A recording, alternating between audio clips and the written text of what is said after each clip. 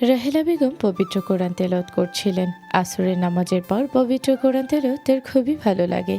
মনে প্রশান্তির ছোঁয়া এনে দেয়, শান্ত করে দেয় দেহটাকে। বেশ সময় নিয়ে রোজ এই সময়টাই আমল করেন তিনি। একেবারে মাগরিবের নামাজ পড়ে ওঠেন। এই সময়টাতে নিজের বারান্দার দরজাটা খোলা রাখেন, যাতে সামনে সাজানো বাগানটাতে রোদের খেলা দেখতে পারেন। এখন রোদের প্রকট কম থাকে, সূর্যের ঢলে যাওয়ার সময় এসেছে বলে। এখানে সূর্য তার অবশিষ্ট শক্তি বুলিয়ে দেয় পৃথিবীর ওপর। শক্তিটা হয়তো কম থাকে রোদের, তাই তো দুপুরে যার তাপে ঘরেই টেকা যায় না, তারই পরশ শেষে বিকেলে বাহিরে বের হয়ে গায়ে মাখতে আরাম লাগে। তবে বাহিরে এত মনোরম পরিবেশ থাকলেও বাড়ির ভিতরের এক বিপত্তির জন্য প্রায় প্রতিনিয়তই রাহেলা বেগমের আমলে বিঘ্ন ঘটে। আজও তার ব্যতিক্রম হলো না, বরঞ্চ আজ মনে হয় অন্য দিনের থেকে ঝামেলা বেশি লেগেছে। বাহিরে আওয়াজ হচ্ছে বেশ, তারপরেও রাহেলা বেগম উঠলেন না, বসে রইলেন খাটে শান্ত হয়ে। এরপরে কি হবে সেটা তিনি জানেন। দরজায় নক হলো। ভেতরে আসো। রাহেলা বেগমের রুমে একজন ৩৫-৩৬ বছর বয়সী লোক প্রবেশ করলেন। ফর্মাল পোশাকে বেশ মার্জিত একটা ভাব ফুটে আছে তার মাঝে।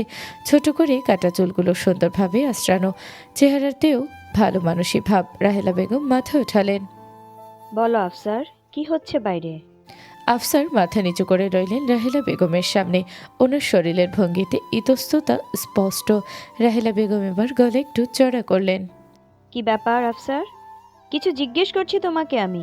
বাইরে এত আওয়াজ হচ্ছে কেন? মানে ম্যাডাম, মামনির এবারের টি শার্টটাও থাকতে চাচ্ছে না। দীর্ঘশ্বাস ফেললেন রাহেলা বেগম। আর কোনো প্রশ্ন করলেন না আফসারকে। জানতেন এরকমই হবে, মুখ দিয়ে শুধু বললেন, মেয়েটাকে ভেতরে নিয়ে আসো, আমি কথা বলতে চাই। জি ম্যাডাম। আফসার বের হয়ে গেল তাড়াতাড়ি। তবে পরের মিনিটেই আবার দরজায় একটা টোকা দিয়ে ঘরে ঢুকলো। তবে এবার একা না, সাথে একটা মেয়েকে নিয়ে এলো। রাহেলা বেগম মেয়েটার দিকে তাকাতে আটকে উঠলেন। এ কি অবস্থা তোমার আমরিন? কাপড়ের এত রং কিভাবে লাগলো? মুখেও তো রং লেগেছে। আমরিনের চেহারায় রং লেগে থাকায় প্রথমে ওর মুখের ভাব বোঝা গেল না। তবে কথা বলার সময় রাহেলা বেগম বুঝলেন যে মেয়েটা কাঁদছে। আন্টি, আমি আর আরিশাকে পড়াতে পারবো না, আমি চলে যেতে যাচ্ছি। আহা মা, আগে কান্না বন্ধ করো। আফসার, টিস্যু দাও আমরিনকে। তুমি বসো আমরিন। না আন্টি, সোফায় বসলে রং লেগে যাবে। আচ্ছা ঠিক আছে, বসো না, তবে কান্না বন্ধ করো। এবার বলো কি হয়েছে? আয়েশা কি করলো আবার? আন্টি, আজ নববর্ষ। আজকে ভাবলাম আরিশার সাথে একটু সময় কাটাই, পড়াও ছিল কিছু, তাই চলে এলাম। আর আরিশার আমাকে দেখেন কি করলো, ও ওর ওয়াটার কালারগুলো পানিতে গুলিয়ে আমার ড্রেসে ঢেলে দিল, মুখে হাতে সব জায়গায় লাগিয়ে দিল আমার নতুন বানানো ড্রেসটা। আবার কান্নায় ভেঙে পড়ল আমরিন। মেয়েটার জন্য সত্যি খারাপ লাগলো রাহেলা বেগমের। ওর থেকে চোখ সরিয়ে আফসারের দিকে তাকালেন তিনি। দেখেন আফসার অনেক চেষ্টা করছে নিজের চেহারাটাকে সোজা রাখার, তবে চোখের কোণায় হাসির ঝলক বোঝা যাচ্ছে। রাহেলা বেগম শক্ত গলায় বললেন, আফসার, দাদুমণিকে আমার কাছে ডেকে নিয়ে আসো। সচল হয়ে উঠল আফসার। জি ম্যাডাম। কিছুক্ষণ পরেই ঘরে ঢুকলো একটা ছোট্ট ফুটফুটে সুন্দর মেয়ে। ফর্সা চেহারায় গালগুলো টকটকা লাল, যেন মেকআপ পরানো হয়েছে ওকে। সাদা কালো ডোরা কাটা টপস আর কালো টাইস পরে ধীর পায়ে এসে রাহেলা বেগমের পাশে বসলো। চেহারায় কোনো ভাবান্তর নেই। বেনি করে রাখা চুলগুলো সামনে এনে নিজের হাত দিয়ে চুপচাপ ঘোরাতে লাগলো। রাহেলা বেগম তার নাতনির দিকে তাকালেন, গলাটা একটু কঠোর করে বললেন, দাদুমণি, এটা আমি কি শুনছি? তুমি আমরিন মিসের সাথে এরকম করলে কেন? মেয়েটা নিজের দাদির দিকে খুব সাবলীল চেহারা নিয়ে তাকালো, যেন বুঝতেই পারছে না দাদি কি বলছেন। আমি কি করেছি দিদা? তুমি মিসের কাপড়ে রং লাগিয়ে দাওনি? দিয়েছি তো। কেন দিয়েছো? মিস বলেছেন তাই। রাহেলা বেগম হক চুকিয়ে গেলেন। কপাল কুঁচকে এবার আরিশাকে দেখলেন, তারপর তাকালেন আমরিনের দিকে। শেষে আবার আরিশার কাছে চোখ ফিরিয়ে আনলেন। কি বলছো দাদুমণি? মিস তোমাকে কেন বলবে? মিস বলেছে তো। মিস বলেছে আজ নববর্ষ, অনেক রং নিয়ে আজকে খেলা হয়, তাই সবাই সাদা আর লাল কাপড় পরে, যাতে বাকি সব উজ্জ্বল রং তাদের শরীরের সাথে মিশে যায়। আমতা আমতা করতে লাগলো আমরিন। ওটা তো আমি মেটাফরিক্যালি বোঝাতে চেয়েছিলাম। এখানে রং বলতে খুশি, আশা, উদ্দীপককে বুঝিয়েছিলাম আমি। রাহেলা বেগম আমরিনের কথা শুনে আবার নিজের নাতনিকে বললেন, তাই বলে তুমি মিসকে এরকমভাবে রং মাখিয়ে দেবে? এটা কি ঠিক হলো দাদুমণি, বলো তো? মাথা নিচু করে চুপ করে রইল আরিশা, কিচ্ছু বলল না। রাহেলা বেগম আবার বললেন, যাও এক্ষণ মিসের কাছে সরি চাও। Sorry miss. কণ্ঠে মায়া ভরে কথাটা বলেও চোখের দুষ্টুমি আমরিনের চোখ এড়ালো না। আরিশা মোটেও তার কাজের জন্য সরি ফিল করছে না। বুঝতেই কষ্ট হলো না ওর, ফুঁসে উঠল। দেখেছেন আন্টি কিভাবে তাকাচ্ছে আমার দিকে? আরিশা! অমনি আরিশা ঘাড় ঘুরিয়ে নিষ্পাপ চোখ নিয়ে দাদির দিকে তাকালো। দিদা আমি তো সরি বলছি। এত মায়া করে কেউ বলেই তাকে অবিশ্বাস করা কঠিন। আর আরিশা তো সেখানে ছোট্ট একটা মেয়ে। রাহেলা বেগম বললেন, আচ্ছা হয়েছে সরি বলা, এখন তুমি রিনা আপুর সাথে খেলতে যাও। আরিশা খিলখিল করে হেসে রিনাকে খুঁজতে চলে গেল। রাহেলা বেগম তার নাতনি চোখের আড়াল হওয়া পর্যন্ত সেদিকেই তাকিয়ে রইলেন। তারপর আমরিনের সাথে কথা শুরু করলেন তিনি। মা আমরিন, একটা ক্লাস 2তে পড়া বাচ্চা মনের রং আর আসল রঙের মাঝে কি পার্থক্য বুঝবে বলো? ও না বুঝেও করে ফেলেছে। ওর হয়ে আমি তোমার কাছে সরি বলছি। না না আন্টি, আপনি কেন সরি বলবেন? আন্টি, আমার আসলে আরিশাকে পড়ানো সম্ভব হবে না। ও মনে হয় আমার সাথে মানাতে পারছে না। আমার দাদুমণিটা একটু সময় নেয় মানুষের সাথে মিশতে। মাত্র তো 1 মাস হলো তোমার ওকে পড়ানোর, আর একটু সময় দাও। আই অ্যাম সরি আন্টি, আমি পারবো না, রিয়েলি সরি। আমরিনকে নিয়ে আফসার বের হয়ে যাওয়ার পর চিন্তায় পড়ে গেলেন রাহেলা বেগম। আফসার, আমরিন এই মাসে যতটুকু পড়িয়েছে সেই বেতনটা পরিশোধ করে দাও ওকে। তারপর আমার রুমে আবার আসো। জি ম্যাডাম।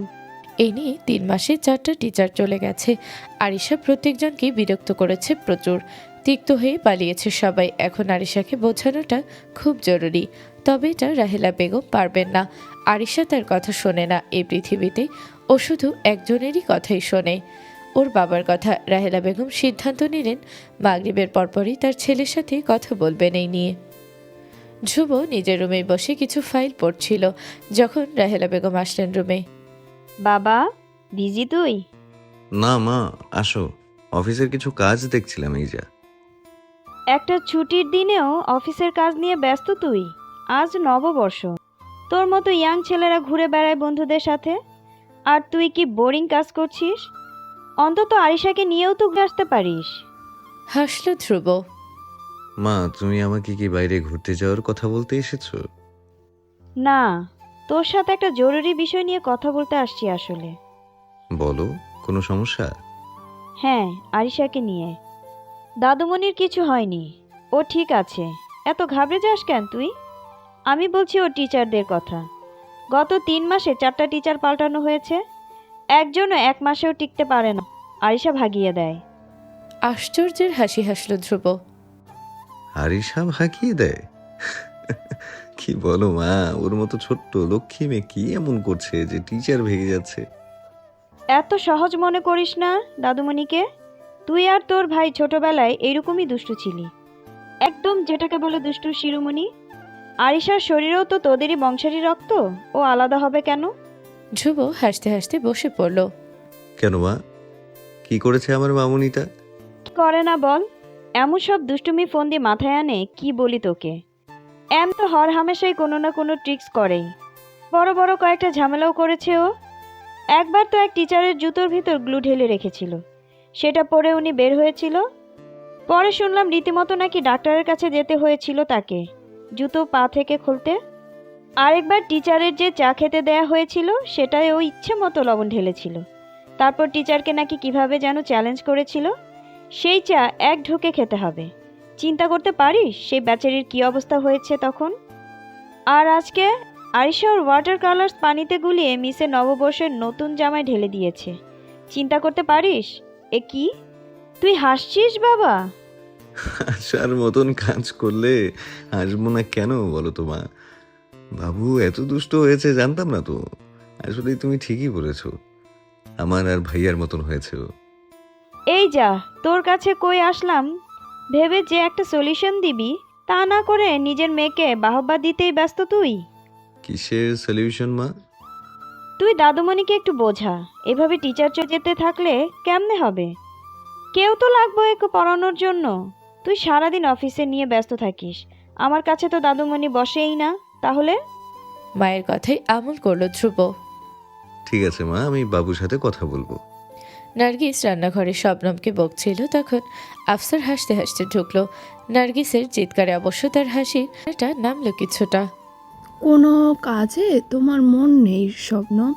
এভাবে ইলিশ মাছ কাটে পেট থেকে তো ডিমগুলাই ফেলে দিয়েছো, আর আলু সিদ্ধর এই অবস্থা। কয়েকটা তো শক্তই আছে এখনো।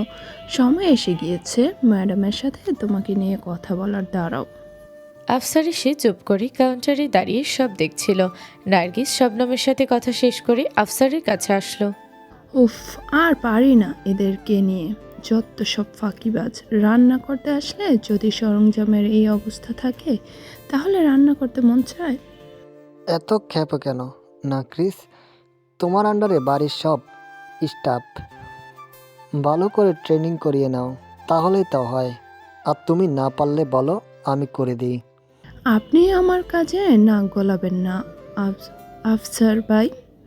আমি আমার স্টাফদের কেমনে ম্যানেজ করব সেটা আমার ব্যাপার।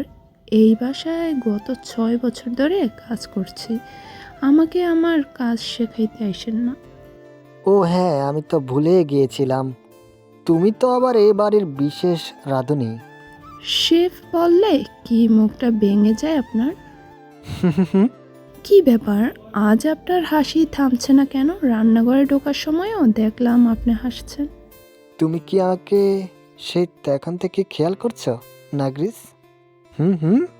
সতর্ক হলো নার্গিস, তোতলানো শুরু করলো।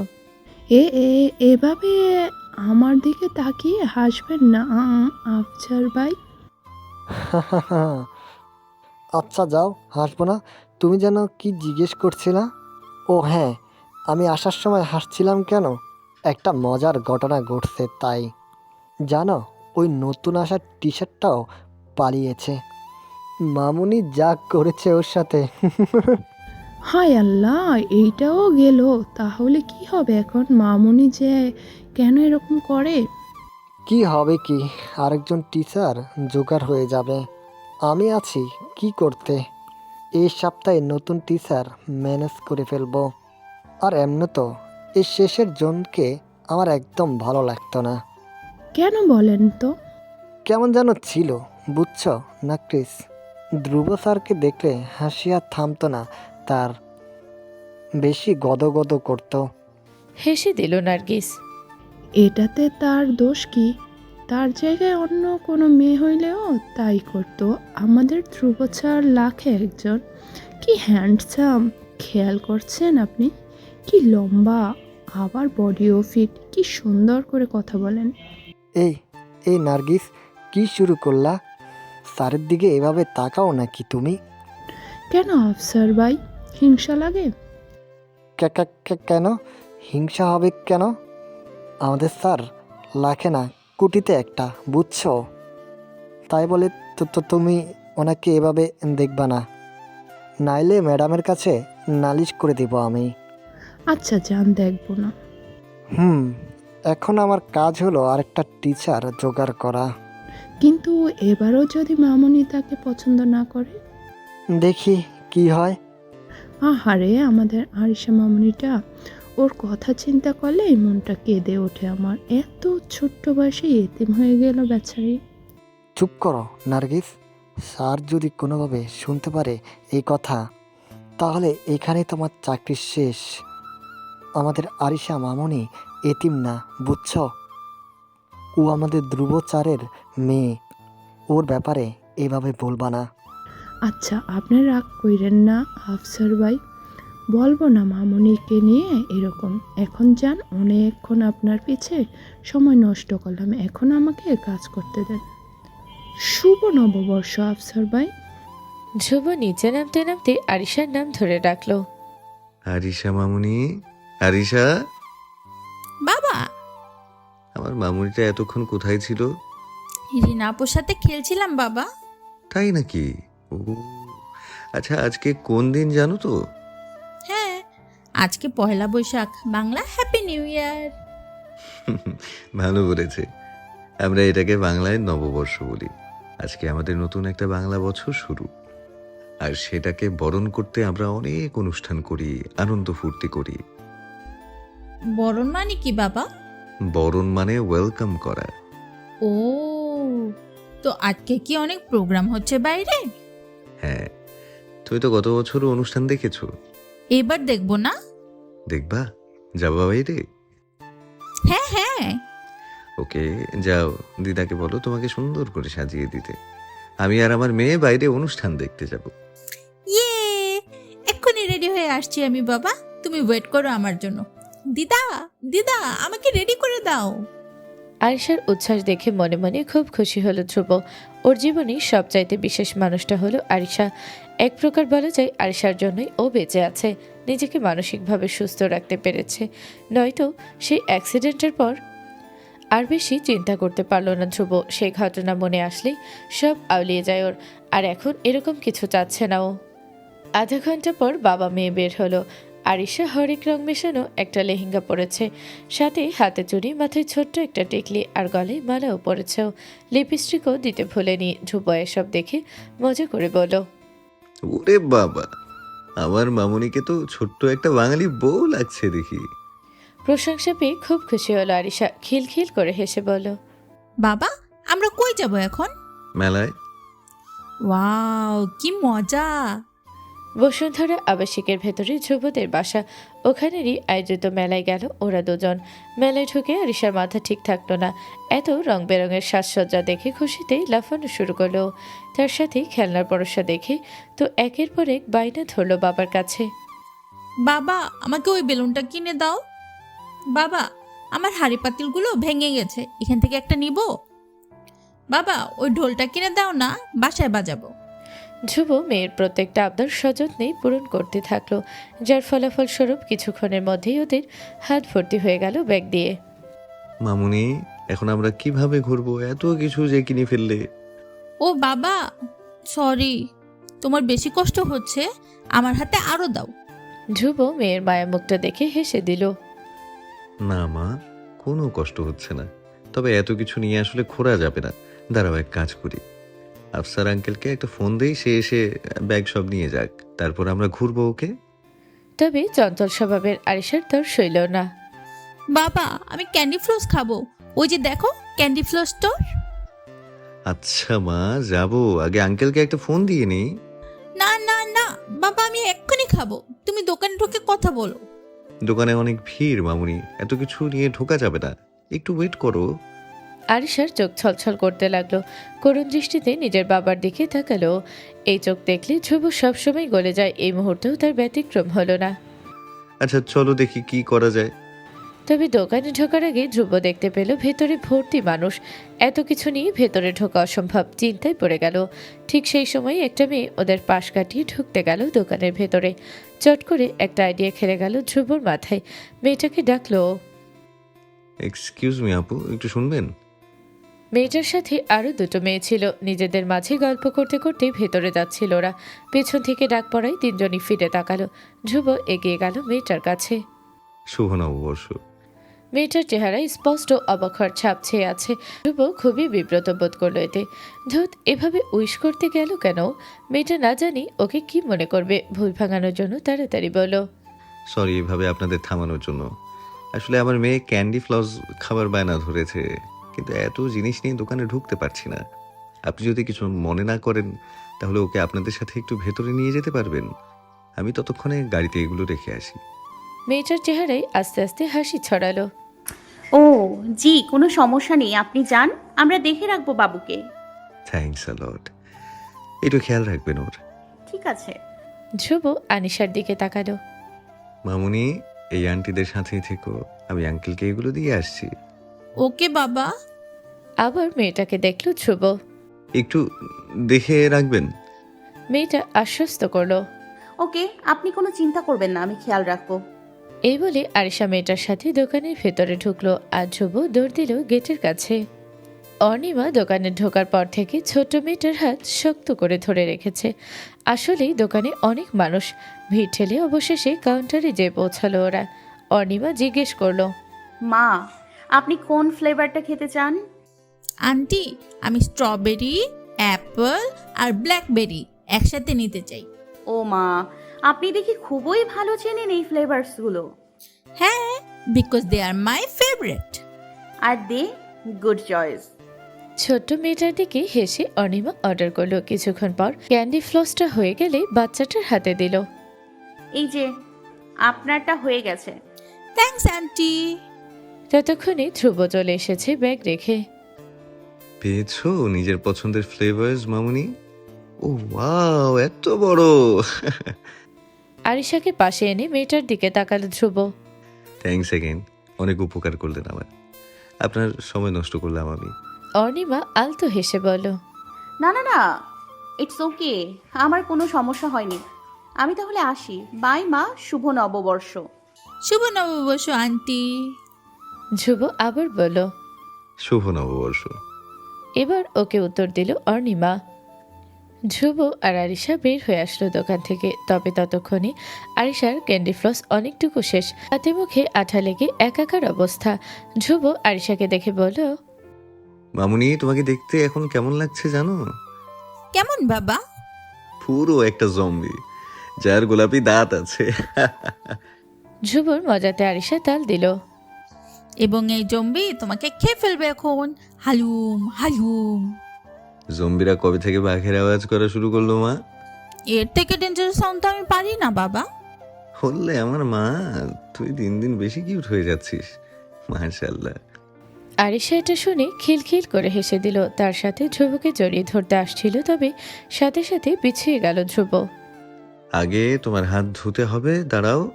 ইস, কি অবস্থা করেছো মা। আসো আসো। ধ্রুব মাঠের মাঝে বসানো খাবারের স্টলগুলোর একটাতে নিয়ে আসলো আরিশাকে। প্রথমে পানির একটা বোতল কিনে একপাশে সেট করা বেসিনে ভালো করে হাত ধোয়ালে। সযত্নে ওর প্রতিটা আঙুল ধুয়ে পরে টিস্যু দিয়ে মুছে দিল। তারপর ওকে নিয়ে সেই স্টলে বসলো। মামুনি, তোমার সাথে তো বাবার কিছু কথা আছে। কি বাবা? আজকে দিদার কাছে শুনলাম তোমার মিস নাকি চলে গেছে, এবং এটার পেছনে তুমি নাকি কিছু করেছো। আরিশা চুপ হয়ে গেল, মাথা নিচু করে রইল। মন খারাপ হয়ে গেছে ওর। মায়া লাগলো, ধ্রুবর কাছে টেনে নিল ওকে। মা, কি প্রবলেম হচ্ছে বলো তো বাবাকে, দেখি বাবা কোনো সলিউশন বের করতে পারে কিনা তার প্রিন্সেসের জন্য। আমার ওনাদের ভালো লাগে না বাবা। কেন ভালো লাগে না? ওনারা কি তোমার সাথে খারাপ বিহেভ করে? না, তা না, কিন্তু টিচাররা খুব স্ট্রিক্ট থাকে আমার সাথে।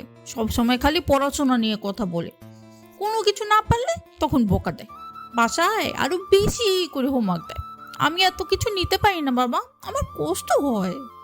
মেয়ের কথা শুনে হো হো করে হেসে দিল ধ্রুব। ও আচ্ছা, এই সমস্যা। তাহলে তো এটা খুবই খারাপ।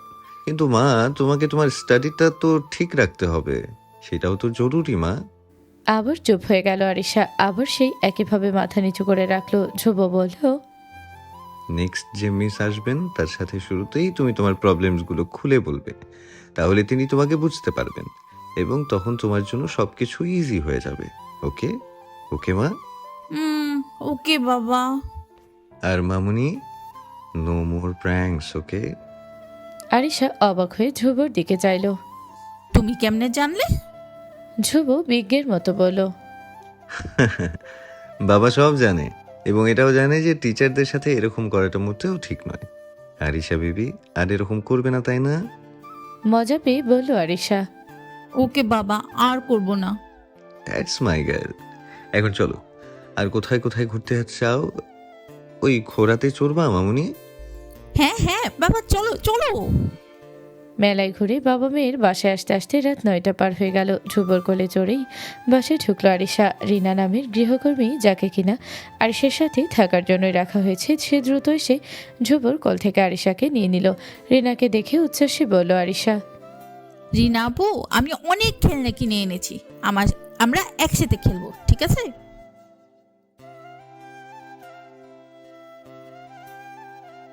ততক্ষণে রাহিলা বেগমও বের হলেন রুম থেকে। আমার দাদুমণিটা চলে এসেছে? দিদা দিদা অনেক মজা হয়েছে মেলায়, বাবা অনেক মজা করেছে আমার সাথে, কিন্তু তোমাকে মিস করেছি দিদা, তুমি কেন গেলে না আমাদের সাথে? দাদুমণি, আমার তো পায়ে ব্যথা, এত হাঁটতে পারি না। ওহো, আচ্ছা আমি রাতে আবার তোমার পায়ে তেল মালিশ করে দেব, ঠিক আছে? ওরে আমার জান পাখিটা, আমার কলিজার টুকরা হয়েছে একটা। এখন আমার কলিজার এই টুকরোটা তাড়াতাড়ি যে ফ্রেশ হয়ে আসুক, তার জন্য নার্গিস খালামণি মজার ডিনার নিয়েছে। ইয়ে, রিনা আপু চলো জলদি, আমাকে হাত মুখ ধুয়ে দাও, খুব খিদা পেয়েছে। মা ছেলে হেসে দিল ছোট্ট আরিশার কথায়। রাহেলা বেগম জিজ্ঞেস করলেন ধ্রুবকে, দাদুমণির সাথে কথা বলেছিস বাবা টিচারের ব্যাপারটা নিয়ে? কথা বলেছি মা, এগুলো নিয়ে এত টেনশন করো না তুমি, ঠিক হয়ে যাবে সব। আসার পথে বাড়ির সবার জন্য মেলা থেকে ধ্রুব দেশীয় মুড়ি মুরগি আর পিঠা নিয়ে এসেছে। সেগুলো আফসারকে বলল সব স্টাফদের মাঝে দিয়ে দিতে। এসব করে মায়ের সাথে তখনের জন্য বিদায় নিয়ে দোতলায় নিজের রুমে চলে গেল। অনিমা আর পিয়া মেলায় অনেকক্ষণ সময় কাটিয়ে বাসায় ফিরল। দুই বান্ধবী বসুন্ধরা একটা স্টুডিও অ্যাপার্টমেন্ট শেয়ার করে থাকে। দুজনেরই বাড়ি চট্টগ্রামে। এখানে একটা বেসরকারি বিশ্ববিদ্যালয়ে মাস্টার্স করছে ওরা। আজ দিনটা বেশ ভালোই কাটলো, তাই না রে অর্ণিমা? কম ঘুরলাম না কিন্তু। অনিমা কানের ঝুমকা খুলতে খুলতে পিয়ার কথাই সাই জানালো। তখনই মায়ের গলার সাথে ফোনটা ধরলো। হ্যালো মা, হ্যাঁ বাসায় পৌঁছেছি। তাই নিয়েই পিয়ার সাথে গল্প চলছিল যে আজ অনেক ঘুরলাম আমরা। সন্ধ্যায় কই গেলাম? ও হ্যাঁ, বলাই হয়নি তোমাকে, আমাদের বাসার কাছে একটা মেলা বসেছে, ওখানে ঘুরতে গিয়েছিলাম। সকালবেলা তো মনে হচ্ছিল দিনটা ভালোই যাবে না। তোমাকে, বাবাকে, অয়নকে খুব মিস করছিলাম, তবে থ্যাঙ্কস টু প্রিয়া ভালোই মজায় কাটলো দিনটা। তোমাদের খবর বলো, পোলো গ্রাউন্ডের বৈশাখী মেলায় গিয়েছিলে? যাওনি কেন? উফ, বাবা না আমাকে নিয়ে বেশি ইমোশনাল। গেলেই পারতা তোমরা। এখন আমার খারাপ লাগছে চিন্তা করে যে আমার জন্য তোমরা ঘুরতে যাওনি, কিন্তু আমি ঠিকই বের হয়েছি। একটু চুপ হলো অনিমা। মা ওপাশ থেকে ওকে বোঝালেন অনেক কিছু। কিছুক্ষণ পর হাসি ফুটলো ওর ঠোঁটে। মা টাকা পয়সা নিয়ে প্রশ্ন করতেই থামিয়ে দিল ওনাকে অনিমা। মা, আমার কোনো টাকা লাগবে না, সব ঠিক আছে এখানে। বাবাকে খামোখা টেনশন করতে মানা করবা প্লিজ। আচ্ছা শোনো, এখন রাখি, আমি অনেক টায়ার্ড ফিল হচ্ছে, ফ্রেশ হয়ে ঘুমাবো। ভালো থেকো তোমরা, কালকে বাবাকে ফোন দিব, অয়নকে আদর দিও আমার। রাখি, আল্লাহ হাফেজ। মায়ের ফোন রেখেও হাসি ফুটে উঠল অনিমা ঠোঁটে। বাবা মার বড় সন্তান ও একমাত্র মেয়ে হয়। ছোটবেলা থেকে অনিমা খুব আদরে বড় হয়েছে। অয়নার ওর মাঝে 8 বছরের ব্যবধান থাকায় অনেকদিন পর্যন্ত অনিমা ওনাদের পুরো জগৎ জুড়ে একাই রাজত্ব করেছে। তাই অনিমার ব্যাপারে বাবা মায়ের আহ্লাদ একটু অন্য ধরনের। বাবা ওর প্রতি অনেক বেশি নরম, কোনো কিছুর কমতি রাখতে দেন না। যদিও অনিমার ছোটবেলা থেকেই চাহিদা করার কোনো অভ্যাস ছিল না, তবু বাবা ওর সব মনের ইচ্ছাগুলো কিভাবে যেন বুঝে বুঝে পূরণ করে দিতেন। যদি কখনো অনিমা 10 টাকা চেত, 100 টাকা হাতে ধরিয়ে দিতেন ওর। আর মা অনিমাকে নিয়ে বাজারে গেলে জিনিসপত্রের দিকে কম মেয়ের চোখের দিকে তাকিয়ে থাকতেন বেশি। জানতেন যে মুখ ফুটে মেয়ে কিছুই চাইবে না, তাই অনিমার চোখ যদি কিছুর দিকে আটকাতো সেটাই কিনে দিতেন ওকে। বাবা মায়ের এই আদর অনিমার ভালো লাগলেও আস্তে আস্তে নিজের সত্তার বোধ যখন ওর মাঝে উন্নত হতে লাগলো, তখন খেয়াল করলো ও এভাবে বাবার টাকা দিয়ে নিজেকে চালানো ওর পছন্দ হচ্ছে না কোনোভাবেও। যদিও ওরা বিত্তশালী পরিবারের, বাবা টাকা পয়সার কোনো কমতি নেই, তারপরেও অরুণিমার মনে হতে লাগলো যে বাবার কষ্টে অর্জিত সম্পদ ওর বিলাসিতা মেটানোর কাজে লাগানোটা অপচয়ের সমান। তাই কলেজ শেষ করার পর থেকেই ও টিউশনি পড়াশুনো শুরু করলো, যাতে অন্তত নিজের ইচ্ছাগুলো নিজের সাধ্য দিয়ে পূরণ করতে পারে। এতে অবশ্য বাবা মা কোনো বাধা দেননি, বরঞ্চ খুশি হয়েছিলেন এটা বুঝে যে অনিমা নিজের পায়ে দাঁড়ানোর চেষ্টা করছে। সেই থেকে এখনও অনিমা নিজের ব্যক্তিগত খরচ নিজেই চালায়। বসুন্ধরার ভেতরে একটি ইংরেজি মিডিয়াম স্কুলে শিক্ষকতা করেও। বাবাকে শুধু মাস্টার্সের ফিস আর এই ফ্ল্যাটের ভাড়াটা দিতে দেয়, যদিও দ্বিতীয়টাও ও নিজেই দিতে চাচ্ছিল, তবে বাবার মন খারাপ হয়ে গিয়েছিল দেখে বাধা দেয়নি।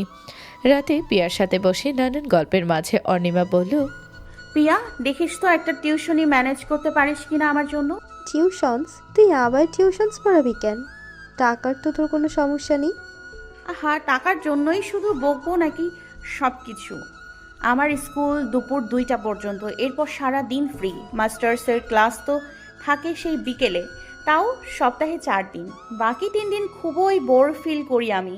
ঢাকায় তেমন কাছে রিলেটিভও নেই যে ঘোরাঘুরি করব। আর থাকলেও সবসময় যাওয়া যেত নাকি। মোট কথা আই এম টোটালি বোর্ড। দেখ না কোনো টিউশনস পাস কিনা। বাচ্চাদের পড়াতে খুবই ভালো লাগে আমার। সময়টা ভালো কাজে কাটানো যাবে। তো তুই তোর স্কুলের কোনো স্টুডেন্টকে পড়াস না কেন? তুই তো বাচ্চাদের মাঝে বেশ জনপ্রিয়। কতগুলো করে তো টিউশন অফার প্রত্যেক মাসেই পাস। ওখান থেকে একজনকে পড়ানো শুরু কর। তা যদি পারতাম তাহলে তোকে বলতাম নাকি? আমাদের স্কুলে কড়াভাবে বলা আছে যে স্কুলের টিচারের কাছে এই স্কুলের কোনো ছাত্রছাত্রী পড়তেই পারবে না। এই রুলের বিরুদ্ধে যেতে চাই না। বুঝতে পারছি। ঠিক আছে, দেখবো আমি। 4 দিন পর রাহেলা বেগম পুলের পাড়ে বসে আছেন। আফসারকে ফোন দিলেন তিনি। হ্যালো আফসার, জি ম্যাডাম। নতুন টিচার পেলে? জি ম্যাডাম, সন্ধান পেয়েছি একজনের। আমাদের ভিতরে একটা ইংলিশ মিডিয়ামের পড়ান তিনি। ও, কথা হয়েছে ওনার সাথে? না ম্যাডাম, উনি স্কুলে তো উনির পরিচিত একজনের কাছ থেকে ওনার সন্ধান পেলাম। দুপুরে কথা বলবো। এমনি শুনেছি খুবই ভালো টিচার নাকি তিনি। ছাত্রছাত্রীরা নাকি তাকে বেশ পছন্দ করে। তাই নাকি? আচ্ছা তাহলে একটা কাজ করো, ফোনে আর কথা বলার দরকার নেই, সোজা বাসায় আসতে বলো, আমি নিজেই কথা বলবো। জি ম্যাডাম। ধ্রুব, কি হয়েছে? স্যার মিটিংয়ে ব্যস্ত ম্যাডাম। দিব তাকে? না না, দরকার নেই। ওর খেয়াল রেখো, আর ও যেন লাঞ্চ ঠিকভাবে করে নেয়। জি ম্যাডাম। ফোন রেখে রাহেলা বেগম মনে মনে দোয়া করলেন। ইয়া আল্লাহ, এবারে টিচারটার সাথে যেন আমার দাদুমণি মানিয়ে নিতে পারে। অনিমা দুপুরে বাসে ফিরতে ফিরতে পিয়ার ফোন আসলো। হ্যালো অর্ণিমা, তোর জন্য একটা খুশির খবর আছে। একটা টিউশন পেয়েছি তোর জন্য। এত তাড়াতাড়ি পেয়ে গেলি? লাগ বলতে পারিস। শোন, ভালো আরেকটা ব্যাপার হলো, এই বসুন্ধরার ভেতরেই আছে বাসাটা। ডি ব্লকে, আমাদের বাসা থেকে কাছেই। স্টুডেন্ট কোন ক্লাসে পড়ে? ক্লাস 2। ওকে। শোন, আজকেই তোকে ওদের বাসায় যেতে বলেছে। আজকেই? আসরের পর যেতে বলেছে। ওখানে সব ডিটেলস জানতে পারবি। আমি তোকে ঠিকানা টেক্সট করে দিচ্ছি। ঠিক আছে, দিয়ে দে। অ্যান্ড থ্যাঙ্কস দোস্ত, you are treat for me. Phone রেখে গোসলে গেল অনিমা। অলরেডি 2:30 পার হয়ে গেছে। 4:30টায় আসরের আজান দেয়। ওর লাঞ্চ এখনও করা হয় নাই। এসব করতে করতেই সময় পার হয়ে যাবে, তাই জলদি সব করতে লাগলো। ঠিক বিকেল 5টার মধ্যে অনিমা খান প্যালেসের সামনে এসে পৌঁছালো। কালো মার্বেল পাথরের ওপর সোনালি অক্ষরে বাড়িটার নামটা জলজল করছে। ঠিকানা খুঁজে পেতে মোটেও কষ্ট হয়নি ওর। এর পেছনে 2টো কারণ আছে। 1, ঠিকানাদাতা খুব বিস্তারিতভাবে দিক নির্দেশনা দিয়েছেন। আর 2, ঠিকানায় লেখা ছিল এই ব্লকে একটাই দোতলা বাংলো বাড়ি আছে। সুতরাং খুঁজতে মোটেও কষ্ট হয়নি অনিমার। কাঠের আর লোহার সমন্বয়ে তৈরি শৈল্পিক কারুকাজ দিয়ে মোড়ানো প্রধান ফটকটা দেখে প্রথমেই থমকে গেল অনিমা। এক মুহূর্ত দাঁড়িয়ে দেখল গেটটাতে। বাহ, সুন্দর তো গেটটা। তবে তাক লাগতে যে এখনো অনেক বাকি আছে অনিমার, সেটা বুঝলো কিছুক্ষণ পর। ফটকের এক পাশের দেওয়ালে বসানো সুইচটা টিপে বেল বাজালো। সাথে সাথে ভেতর থেকে বেরিয়ে এলো ইউনিফর্ম পরিহিত গার্ড। জি, কাকে চাচ্ছেন? গার্ডে নামটা ভালো করে দেখে নিল অনিমা। আমাকে মিস্টার আফসার আসতে বলেছেন। ভেতরে আসুন। গার্ড নিজেকে সরিয়ে অনিমার ঢোকার জায়গা করে দিল। আপনি এখানে একটু দাঁড়ান, আমি আফসার স্যারকে ডেকে আনছি। তবে গার্ডের কথা মনে হয় অনিমার কানে পৌঁছালো না। মূর্তির মতন এক জায়গাতেই স্থির হয়ে গেল। আক্ষরিক অর্থে মুখা হয়ে গেছে ওর। চোখ ভরা মুগ্ধতা নিয়ে সামনে দৃশ্য দেখতে লাগলো। কনক্রিটের চড়া ড্রাইভওয়ে একে বেঁকে যে শেষ হয়েছে একটা শৈল্পিক নিদর্শনের সামনে। এত সুন্দর বাড়ি অনিমা বিদেশি চ্যানেলগুলোতে দেখলেও বাস্তবেই নিজ চোখে কখনোই আগে দেখেনি। বাড়ি বলাটা ভুল হবে, আসলে একটা প্রাসাদ এটা। দোতলা দালানটার বাহিরের ডিজাইনে আধুনিক স্থাপত্যের ছাপ বিদ্যমান। কেমন যেন একটা ছিনিমিনি খেলা চলছে পুরো দালানটার নকশায়। স্পষ্ট বোঝা যাচ্ছে এটা মূলত দোতলা, কিন্তু আবার ওপরে তাকালে ছাদের কাছে একাধিক স্তর। তাও আবার স্তরগুলো এক সমান নয়, ছোট বড় করে তৈরি। সেই স্তরগুলোকে যুক্ত করা হয়েছে সিঁড়ি দিয়ে, যা নিচে থেকে দেখা যাচ্ছে। দালানের একদম মাঝ বরাবর পুরো কাচের দেওয়াল, রোদ এসে ঠিকরে পড়ছে তাতে। সেই দেওয়ালের পাশে দোতলার দুই দিকে আছে অর্ধচন্দ্রাকারের বারান্দা। সেই বারান্দাগুলোর একটিতে বসে এই পুরো কম্পিউটারটা দেখতে না জানি কত সুন্দর লাগে চিন্তা করলো অনিমা। নিচে দাঁড়িয়েই তো মুগ্ধ হয়ে যাচ্ছে ও। হঠাৎ পানির আওয়াজ পেল অনিমা। এদিক ওদিক তাকিয়ে ড্রাইভ ওইটার উল্টো পাশে একটা পুল দেখতে পেল। প্রধান ফটক থেকে ভালোভাবে দেখা যাচ্ছে না জায়গাটা, যতটুকু দেখা যাচ্ছে তাতে প্রথম মনে করলো হয়তো সুইমিং পুল, তবে পানির রংটা ঠিক সেরকম না। কৌতূহলবশত 2-3 পা গেল অনিমা, আর দ্বিতীয়বার বিস্মিত হওয়ার জোগাড় হলো ওর। তবে আগের বারের থেকে এবারে ধাক্কাটা বেশি লাগলো বোধহয়। ওর সামনে একটা বিশাল বড় ও সুদীর্ঘ কৃত্রিম ঝর্ণা, যা ছাই রঙা মার্বেলের দেয়াল দিয়ে ঝিরঝির শব্দে নিচের পুলে পড়ছে। এরকম স্থাপনা বিদেশের অনেক হোটেলের সামনে দেখেছে ও, তবে বাংলাদেশের কোনো বাড়িতে এই জিনিস থাকতে পারে তা মাথাতেও আসেনি। থমকে দাঁড়িয়ে রইল অনিমা। ঝর্ণা, ফোয়ারা এসব ওর এমনিতেই খুব পছন্দের। তার উপর যদি এত দৃষ্টিনন্দন কিছু সামনে থাকে, তবে একটা রোবটও হয়তো দাঁড়িয়ে যাবে এর সাক্ষী হতে। Excuse me. ভরকে গেল অনিমা। চাপা ছোট্ট একটা চিৎকার দিয়ে ঘুরে তাকালো। ওর পেছনে দাঁড়ানো লোকটাও ওর আচরণে ঘাবড়ে গেছে। আমতা করে বলল সে। আপনাকে বরকাতে চাইনি এভাবে। অনিমা নিজেকে সামলে বলল, না না না, আমি আসলে সরি, ঝর্ণাটা দেখছিলাম তো। ও হ্যাঁ, আমাদের বাসার অনেক বড় আকর্ষণ এটা। আমাদের ধ্রুব স্যারের আইডিয়ায় নির্মিত। আচ্ছা, খুব সুন্দর হয়েছে। ও বাই দ্য ওয়ে, আমি আফসার। আপনি নিশ্চয় অর্মিনা? জি। নিশ্চিত হতে অমায়িক একটা হাসি দিল লোকটা। ভালো মানুষই ভাব খুঁজে পেল তার মাঝে অনিমা। নিজেও ওনার হাসির সাথে যুক্ত হলো। আফসার বলল, আসুন আমার সাথে। ড্রাইভের ডান পাশ দিয়ে পিছঝালা সুন্দর হাঁটার পথ নদীর বাঁকের মতন আঁকাবাঁকা হয়ে মূল বাড়িটার পেছনে চলে গেছে। আফসারও সেই দিকে এগোলো। অনিমা চলো তার পেছন পেছন। হাঁটার পথে একটা সুন্দর লনও চোখে পড়ল ওর।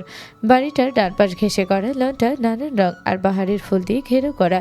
ফুলগুলো ছোঁয়ার থেকে নিজেকে অনেক কষ্টে থামলালো অনিমা। লনের মাঝখানে একটা দোলনা, একটা স্লিপার আর একটা আধুনিক মানের শীষ বসানো।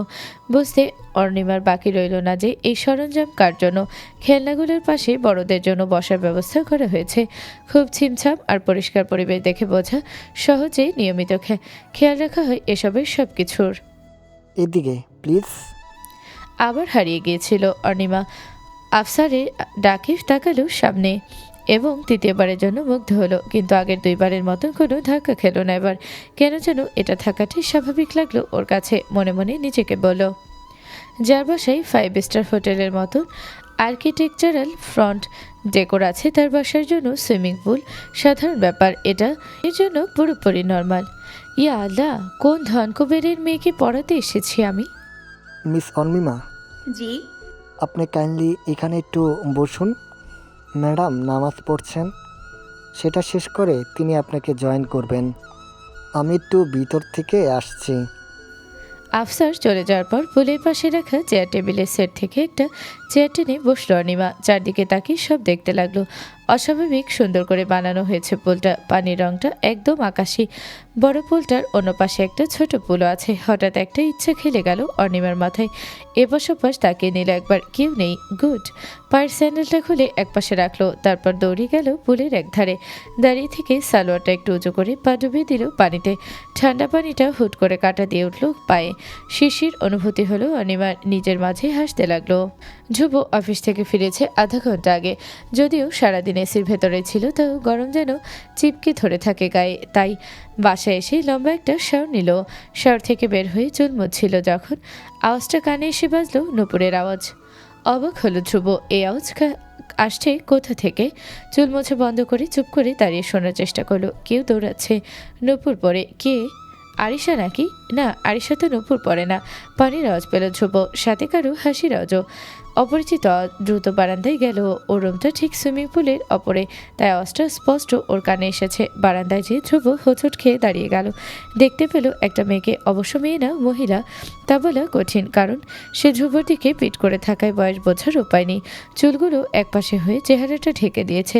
তবে ওনার হাসির আওয়াজটা কানে আসলো ধ্রুবর। সেটা শুনে ধরে নেওয়া যায় যে সে একজন মেয়ে। খুব মিষ্টি লাগলো আওয়াজটা। প্রাণখোলা হাসি বোঝাই যায়। মেয়েটা দাঁড়িয়ে পুলের পানিতে পা ভেজাচ্ছে, পানির সাথে একটু খেলা করছে বোধহয়। খুব মজা পাচ্ছে এটা করে। দৃশ্যটা দেখে মনটা কেন যেন খুব ভালো হয়ে গেল ধ্রুবর। ছোটোর কোণে অজান্তেই হাসি ছড়িয়ে পড়ল। মেয়েটাকে ডিস্টার্ব করতে ইচ্ছে করলো না, তাই আস্তে আস্তে পিছোপা হয়ে বারান্দা থেকে বেরিয়ে আসতে চাইল। তবে বারান্দার দরজার পাশে রাখা টেবিলের সাথে ধাক্কা খেয়ে আওয়াজ করে ফেলল ধ্রুব। সে আওয়াজে নিচে পর্যন্ত যাবে তাতে নিশ্চিত, তাই নিজেকে তাড়াতাড়ি পর্দার আড়ালে লুকিয়ে ফেলল। হঠাৎ আওয়াজ হয় সতর্ক হয়ে পড়ল অনিমা। সাথে সাথে পা উঠিয়ে আনলো পুল থেকে। তারপর ঘুরে থাকালেও আওয়াজের উৎস খুঁজতে ও নিশ্চিত আওয়াজ ওপর থেকে এসেছে। দুইটা বড় বড় বারান্দা চোখে পড়ল, কিন্তু কোনোটাতেও কেউ নেই। কপাল কুচকালো অনিমা। আওয়াজ শুনেছে ওর ফর শিওর। তাহলে যাই হোক, একদিক দিয়ে ভালোই হয়েছে আওয়াজটা হয়ে অনিমা ভুলে গিয়েছিল কোথায় এসেছে। সাথে সাথে আবার নিজের জায়গায় গিয়ে স্যান্ডেল পরে বসে অপেক্ষা করতে লাগলো। ধ্রুব পর্দার আড়াল থেকে দেখছিল সবকিছু। মেয়েটা এদিকে ফিরে চাওয়াতে এবার ভালো করে চেহারাটা দেখলেও কি এটা এখানে কি করছে। সাথে সাথেই মনে পড়ে গেল ধ্রুবর মা বলেছিলেন আজ আরিশার নতুন টিচার আসার কথা। উনি মনে হয়। তবে মেয়েটাকে নতুন একটু চেনা চেনা মনে হলো ধ্রুবর কাছে। খুব বেশিও পরিচিত তো মনে হয় না। কোথাও কি দেখেছে কি যেন। আর মাথা ঘামালো না ধ্রুব, ওইদিকে সরে আসলো পর্দার কাছ থেকে। 10 মিনিট পরে অনিমা দেখল ভেতর থেকে একজন ষাটোর্ধ নারী হেঁটে আসছেন। হাঁটার ভঙ্গিতেই বোঝা যাচ্ছে এই বাড়ির কর্ত্রী তিনি। পরনের শাড়িটা খুব গোছানো, মাথা আঁচড় দিয়ে ঢাকা তার।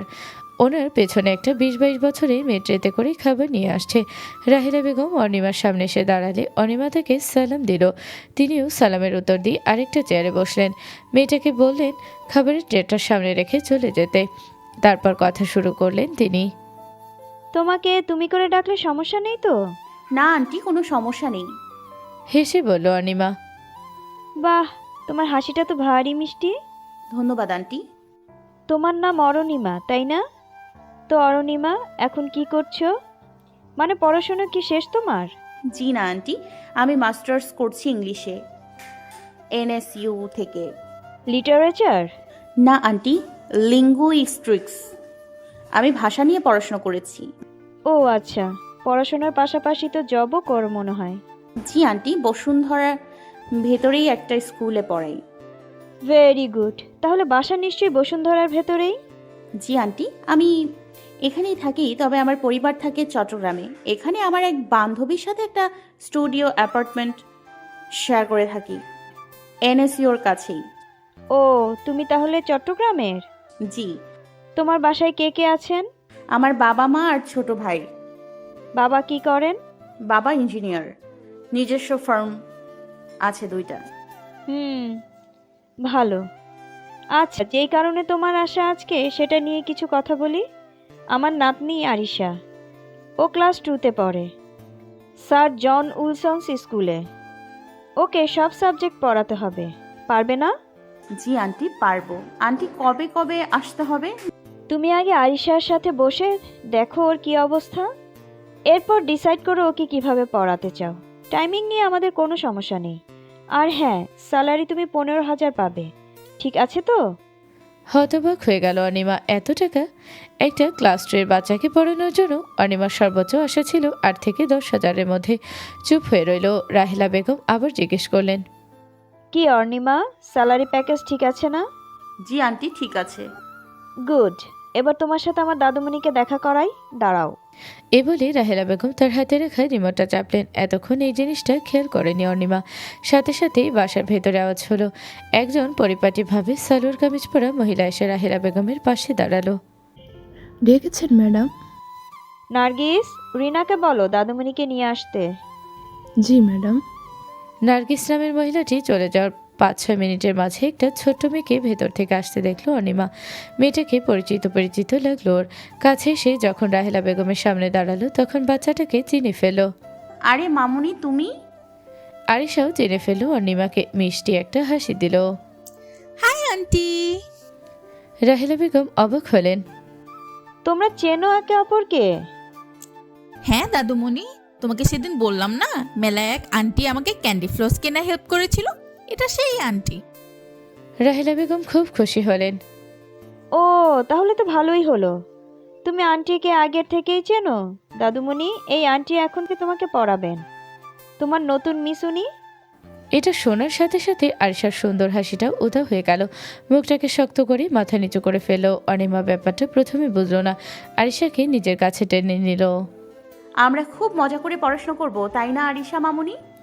আরিশা মাথা উঠিয়ে অনিমার দিকে একটা দুষ্টু হাসি দিল। মাথা নেড়ে হ্যাঁ বোঝালেও মনে মনে বলল, মজা তো হবেই। রাহেলা বেগম বললেন, দাদুমণি, তোমার মিসকে পড়াশোনা দেখিয়ে দাও তাহলে। নিয়ে যাও তাকে তোমার স্টাডি রুমে।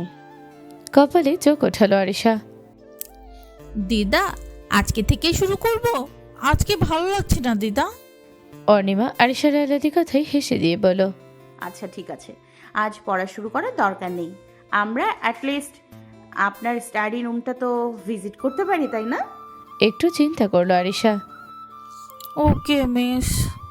তিনজনই উঠে দাঁড়ালো। আরিশার হাত অনিমা নিজেই ধরে রাখলো। ওকে ভেতরে টেনে নিতে লাগলো আরিশা।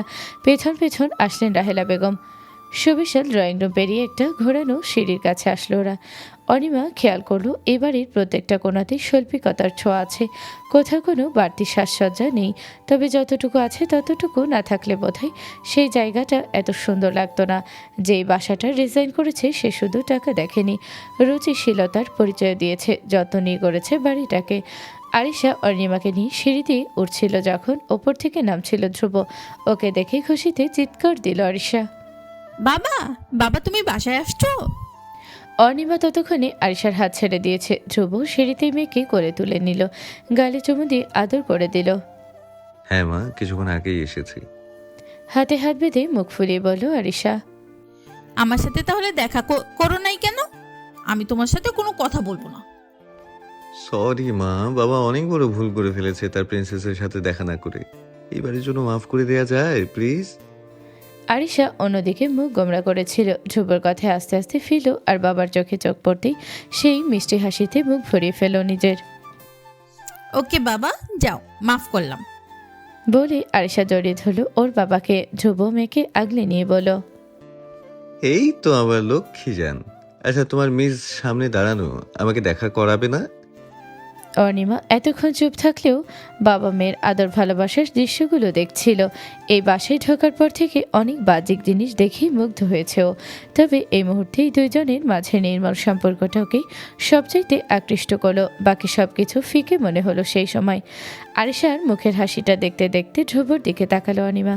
সেই রাতে ভালো করে দেখতে পায়নি, কিন্তু এখন দেখে একটু অবাক হলো বইকি। দেখে মোটেও মনে হয় না তার বয়স 27-28-এর বেশি হবে। এত বড় মেয়ে আছে তার, এটা নিজের চোখে না দেখলে অনিমা বিশ্বাসই করতো না। বলল যে মানুষটা নিজেকে ভালোই ফিট রাখে। ওদের দুজনকে দেখে আবার সব ভুলতে বসেছিল অনিমা। আরিশার ডাক শুনে চোখ তুলে তাকালো। মিস, এটা আমার বাবা। বাবা, এটা সেই আন্টিটা যার সাথে মেলায় তুমি আমাকে রেখে গিয়েছিলে ক্যান্ডি ফ্লসের জন্য। ধ্রুব অবাক হয়ে তাকালো অনিমার দিকে, তারপর হেসে দিল। ও ওয়াও, আপনি মানে? ধ্রুবর দোতলানো দেখে মনে মনে হাসলো অনিমা। বেচারা ভালোই ভেবাচাকা খেয়ে গিয়েছে, তাই নিজেই একবারই বলল, আসসালামু আলাইকুম। ওয়ালাইকুম আসসালাম। Welcome to our home. আপনি আমাদের আরিশাকে পড়াবেন? ও ওকে, বেস্ট অফ লাক। আচ্ছা আরিশা মা, আমার একটু বাইরে কাজে যেতে হচ্ছে, বাসায় এসে তোমার সাথে খেলবো, ওকে? এখন মিসকে সময় দাও। বাই। বাই বাবা। অনিমার দিকে তাকালো ধ্রুব। আসি। ওদেরকে পাশ কাটিয়ে ধ্রুব দ্রুত নেমে গেল।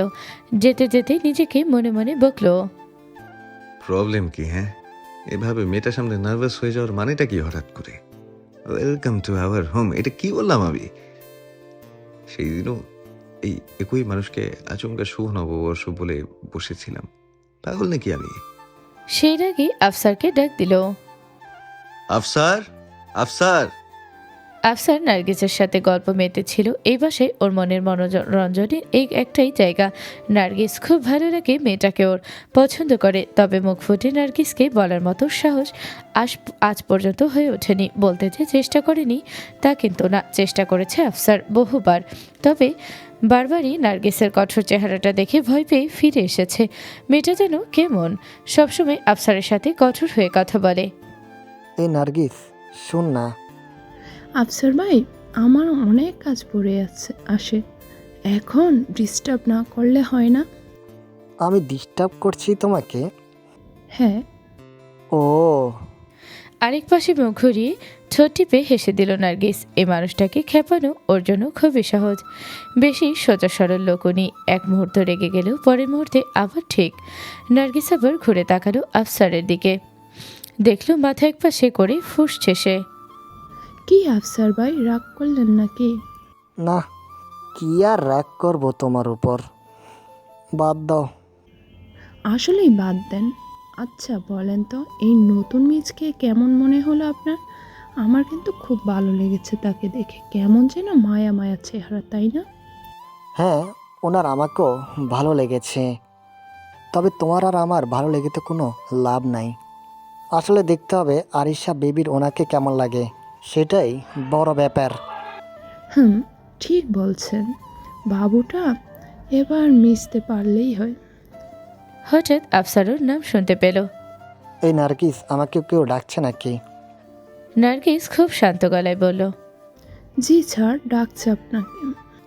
সাথে সাথে নড়ে চড়ে উঠল আফসার, দ্রুত কথা বলতে শুরু করলো। হাই হাই, স্যারের সাথে তো যাওয়ার কথা আমার, ভুলেই গেছি। দূর নার্গিস, তোমার জন্য সব ভুলে যাই। আচ্ছা, এখন আসি। আফসারের চলে যাওয়া দেখে নার্গিসের ঠোঁটে হাসির ফোয়ারা ছুটতে লাগলো। ঝুপু নেমে যাওয়ার পর আরিশা অর্ণিমাকে নিয়ে নিজের রুমে আসলো। বাহ আরিশা, তোমার রুমটা তো খুব সুন্দর করে ডেকোরেট করা। You like it? অফকোর্স, তুমি এখানে স্টাডি করো। স্টাডি করি এবং ঘুমিয়েও থাকি, তবে মাঝে মাঝে দিদার সাথেও ঘুমাই। কেন, রাতে ভয় লাগে? হঠাৎ পাল্টে গেল আরিশার মিষ্টি মুখ। আমি অনেক বাজে বাজে স্বপ্ন দেখি রাতে। এমনভাবে ছোট মেয়েটা এই একটা লাইন বলল, গায়ে কাটা দিয়ে উঠল অনিমার। সাথে সাথে আরিশার হাত ধরে ফেলল, তবে আরিশা ছেড়ে দিল সেই হাত। মুখ শক্ত করে তাকালো অর্ণিমার দিকে। কিন্তু বাবা বলেছে এই নিয়ে কোনো কষ্ট না পেতে, একদিন এই সব ড্রিম চলে যাবে। একদম ঠিক বলেছে বাবা, এই সব বাজে ড্রিমস কখনো থাকে না, চলে যায়। আরিশা হেসে দিল। ঘরের এতক্ষণ গুমুট পরিবেশটা এখন একটু হালকা হলো। অর্ণিমা বলল আরিশাকে, মা, তোমার বুকস দেখতে পারি আমি? আরিশা অরুণিমাকে নিজের পড়ার টেবিলটা দেখিয়ে দিল। সামনেই বাংলা বইটা রাখা ছিল, সেটাই হাতে নিল অরুণিমা। মাঝ বরাবর একটু উঁচু লাগলো ওর, সেই পেজটাই আগে খুললো। আর খোলার সাথে সাথেই অরুণিমা একটা টিকটিকি পরে থাকতে দেখলো ওখানে। মনে মনে হেসে ফেললো, একটুও বিচলিত হয়নি। মনে পড়ে গেল কিছুক্ষণ আগে পুলের পাড়ে যখন আরিশাকে আনতে রাহেলা বেগম লোক পাঠিয়েছিলেন, তখন অরুণিমাকে কিছু কথা ঝটপট বলেছিলেন তিনি। আরিশা আসার আগে আমি তোমাকে কিছু বলতে চাই অর্ণিমা। জি আন্টি। আমার দাদুমণিটা একটু দুষ্ট, ও তোমার সাথে প্র্যাঙ্কস খেলতে পারে, একটু সাবধানে থেকো। সেই কথাই এখন মনে পড়ে গেল অর্ণিমার। মনে মনে ভাবল, তো আরিশা এসব মজা করায় ওস্তাদ। ঠিক আছে, two can play this game. টিকটিকিটা অর্ণিমা হাতে নিল। রাবারের তৈরি, তবে খুবই উন্নত মানের, একদম আসলের মতন দেখতে। খুব বিস্তারিত কারুকাজ করা হয়েছে। ঘুরে দাঁড়িয়ে আরিশার দিকে তাকালো। আরিশা চিন্তা করেছিল অর্ণিমা বই খুলেই টিকটিকিটা দেখে চিৎকার দিয়ে উঠবে। আগের মিসটা তো রীতিমতো নাচানাচি করেছিল এখানে। ভয়ে সেই বেচারির মুখ কাগজের মতন সাদা হয়ে গিয়েছিল। খুব মজা লেগেছিল আরিশার, কিন্তু ইনি তো কোনো আওয়াজই করছেন না। পাননি নাকি টিকটিকিটা? আরিশা দুই পা সামনে গিয়ে উকি দেওয়ার চেষ্টা করলো, এবং তখনই অর্ণিমা ঘুরে তাকালো ওর দিকে। ওনার হাতে টিকটিকিটা দেখে অবাক হয়ে গেল আরিশা। উনি টিকটিকিটার লেজ ধরে গোল গোল ঘোরাচ্ছেন। কাছে এসে আরিশার সামনে বসলো অর্ণিমা। মা, আপনার সাথে এই টিকটিকিও পড়াশোনা করে? ও কি আমার আরেকটা স্টুডেন্ট? আপনার লিজার্ড ভয় করে না? না। তাহলে কি ককরোচ ভয় পান আপনি? কেন বলো তো? কালকে কি ককরোচ আসবে তোমার বই পড়তে? এতক্ষণে অবাক হওয়া চেহারাটা সোজা করলো আরিশা। ধরা খেয়েছে বুঝে চুপ করে মাথা নিচু করে ফেলল। অর্ণিমা বুঝলো যে মেয়েটা রাগ করেছে। আরিশার হাতটা ধরে খাটে ওকে নিয়ে বসলো অর্ণিমা। ওর কানের কাছে মুখটা নামিয়ে ফিস ফিসিয়ে বলল, তুমি কি মিসকে ভয় দেখাতে চাচ্ছিলা? মিস ভয় পায়নি বলে মন খারাপ হয়ে গেছে? আস্তে করে অরণিমার দিকে তাকালো আরিশা। চোখ দুটো মেয়েটার মতো মায়ে ভর্তি, যে অরণিমা দেখে ভালো লেগে গেল। মা, তুমি চাও না এই মিস তোমাকে পড়া? আমাকে তোমার ভালো লাগেনি? আমার কোনো মিস ভালো লাগে না, আমি কারো কাছে পড়তে চাই না। আরিশার রাগ দেখে এক মুহূর্তের জন্য ভড়কে গেল অনিমা, তবে একটু পরেই নিজেকে সামলে নিল। ঠিক আছে, তোমার মিসের কাছে পড়া লাগবে না, আমি তোমাকে পড়াবো না, ঠিক আছে? তবে আমার আরিশাকে যে খুব পছন্দ হয়েছে, তার সাথে খেলতে খুব ইচ্ছা করছে। যদি তুমি পারমিশন দাও তাহলে তোমার সাথে আমি কি খেলতে আসতে পারি? শুধু খেলবো, আর কিছু না। আরিশা অর্ণিমাকে দেখল। আপনি এত বড় মানুষ হয়ে আমার সাথে খেলবেন কেন? আপনার ফ্রেন্ডস নেই? আছে, বাট তাদের সাথে আমি অনেক সময় বোর্ড হয়ে যাই। আর তোমাকে বললাম না, তোমাকে আমার খুব ভালো লেগেছে, তাই তোমাকে আমার নতুন ফ্রেন্ড বানাতে চাই। Will you be my friend? Arisha অর্ণিমাকে কাটা কাটা জবাব দিল। আমার ফ্রেন্ড হতে হলে আপনাকে একটা টেস্ট দিতে হবে। কি টেস্ট? কালকে বলবো, but it's going to be really tough. No problem, I am expecting the challenge. আরিশাদের বাসা থেকে বের হয়ে পথে হাঁটতে হাঁটতে অনেক কিছু চিন্তা করতে থাকলো অর্ণিমা। আজ এই বাসায় এসে অনেক কিছু উপলব্ধি করেছে, ভালো খারাপ দুটোরই সাক্ষী হয়েছে। এত ঝলমলে রাজকীয় প্রাসাদের ভেতরে একটা ছোট্ট রাজকুমারী থাকে, যে সবার চোখের মণি। তবে সেই রাজকুমারীর চোখের মণি দুটোতেই গভীর কোনো দুঃখ অর্ণিমা অনুভব করতে পেরেছে। বাসায় রাহেলা বেগমকে ছাড়া আর কোনো মহিলাকে দেখেনি অর্ণিমা, যাকে দেখলে আরিশার মা মনে হতে পারে। হয়তো ছোট মেয়েটির মা নেই, হয়তো মা হারানোর সে কষ্ট নিজের ভেতরে নিয়ে ঘুরছে এই 7.5 বছরের বাচ্চাটি। আহারে, মেয়েটির প্রতি একটা আলাদা আকর্ষণ জন্ম নিয়েছে অর্ণিমার। কেন যেন ছোট্ট আরিশার হাত, তাই ছাড়তে চাইছে নাও, ছাড়বেও না। হাতটা ধরে সেই কষ্ট থেকে বাচ্চাটাকে বের করার চেষ্টা করবে। সন্ধ্যায় রাহেলা বেগমের সাথে দেখা করতে ওনার ছোট বোন আসলেন। দুই বোনের মাঝে গল্পে গল্পে ধ্রুবর কথা উঠল। শেলি জিজ্ঞেস করলেন বড় বোনকে, কি রে আপা, ধ্রুবর বিয়ের ব্যাপারে ভুলেই গেছিস নাকি তুই? দীর্ঘশ্বাস ফেললেন রাহেলা বেগম, কাটা কাটা স্বরে বললেন, এই নিয়ে আমাকে কিছু বলিস না তো শেলি, তোর ভাগ্নিকে যেয়ে জিজ্ঞেস কর। কম চেষ্টা করলাম বোঝানোর ওকে, এখন তো আমাকে এ কথা উঠাতেই দেয় না। এই বিষয়ে কিছু বললেই সরে যায়। কিন্তু এইভাবে চললে কেমনে হবে আপা? জানি না, আমি কিছুই জানি না। সেই 2.5 বছর আগের দুর্ঘটনা ধ্রুব কোনোভাবেই মাথা থেকে বের করতে পারে না। ওর জীবনটা সেখানেই আটকে রেখেছে ও। শেলি উঠে নিজের বোনকে সামলালেন। আপা, ধ্রুবকে আগে বাড়তে হবে তো, না হলে কেমনে কি? ও বলে ও নাকি দাদুমণিকে নিয়েই খুশি, আর কাউকে চায় না জীবনে। কিন্তু আপা, ধ্রুবের এটা তো বুঝতে হবে যে আরিশা শুধু বাবা না, একটা মায়েরও প্রয়োজন। অন্তত পক্ষে আরিশার জন্য তো বিয়ের কথাটা চিন্তা করা উচিত। তোর কি মনে হয় এই কথাটা ওকে আমি বলি নাই, বুঝাই নাই এইভাবে?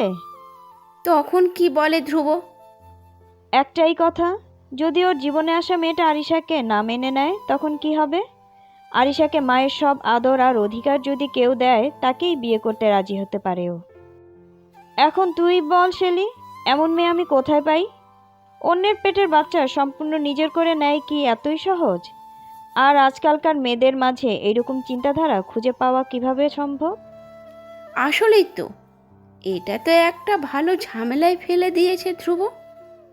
আচ্ছা থাক, তুই টেনশন করিস না, মহান আল্লাহ নিশ্চয়ই কোনো ব্যবস্থা করেছেন আমাদের ধ্রুবের জন্য। সময় হলে সব সামনে চলে আসবে।